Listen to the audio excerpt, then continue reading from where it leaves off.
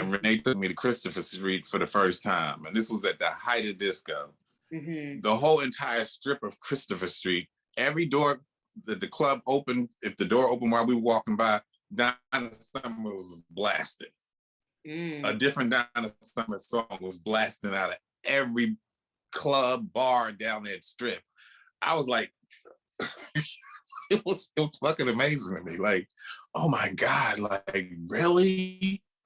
That she was really the queen of disco. Mm-hmm. You know, we had a ball because like the early part of the 70s was my high school days. So, you know, I was going to the clubs and stuff with my straight friends. Mm-hmm. And it was a whole nother different experience when Philly.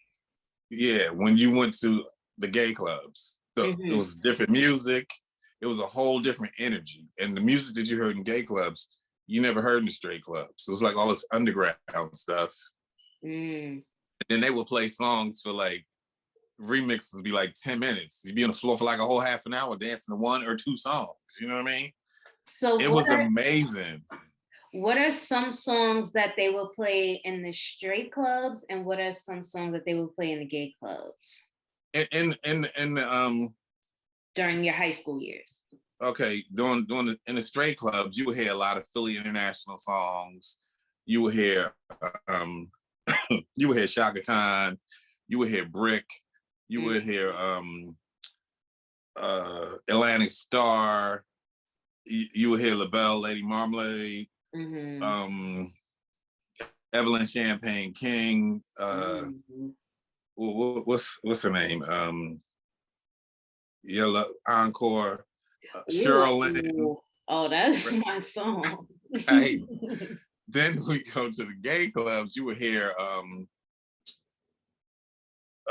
you would hear Diana Ross, but you would hear Diana Ross in the straight club, but you wouldn't hear it the same way you would hear it in a gay club, because they would mix the shit out of it in the gay club. Sure. You know what I'm saying? You would hear First Choice. Love Is the Message. They play Love Is the Message so much that I hated that song. But it's the anthem. Like, you can't go anywhere and play club music and not play Love Is the Message. Like, they would play that for like a half an hour. And people would dance for a damn half an hour. You know what I'm saying? I can't think. It was just a lot of stuff. And like we would go to the garage. This is New York now. Okay. The garage, you actually went into a garage, you went up this ramp, you paid your money, and then they had these little stalls for you to change your clothes. So you put your little dancing outfit, you put your little shorts on. Sometimes the girls be dancing in their bra. You might have your underwear on, some little cute little outfit on. You put it in the locker, and you run to the dance floor. They had a stage. They had a snack bar, like a snack bar in a stadium somewhere. They had a movie house in there. They had a rooftop in there.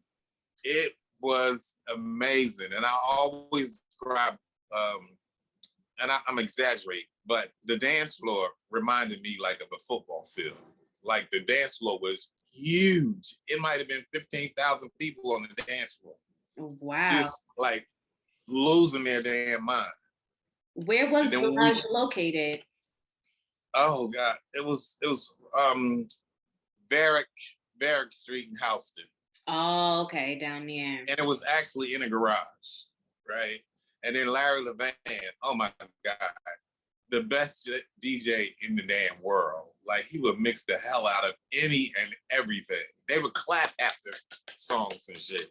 Wow. Like, he was like a DJ guy. What's his name again? You know, Larry Levan. Larry Levan. Okay, I'm gonna remember that. If you look him up, he's a master at the turntable and a master at remixing and breaking records. Okay. In the club scene.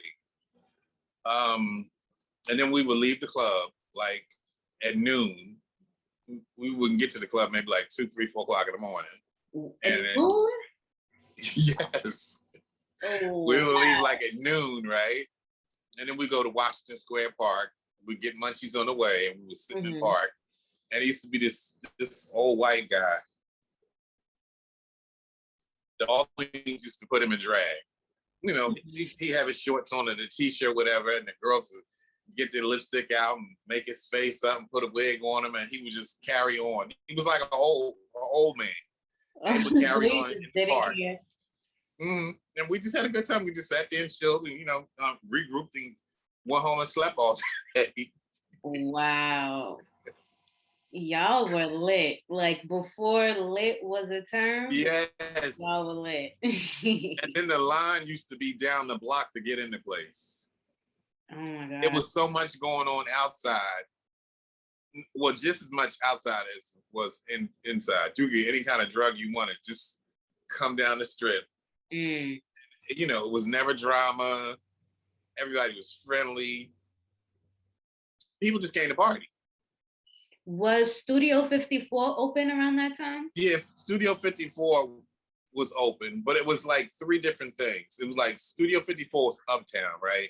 And in downtown, they had like Danceteria and the Mud Club, which were like underground clubs. Like you would hear like punk rock and all that kind of stuff.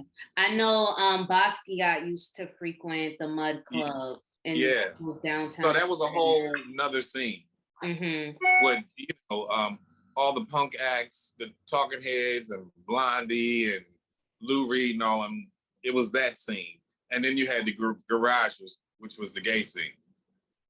So, you know, some people was fortunate enough to make that triangle.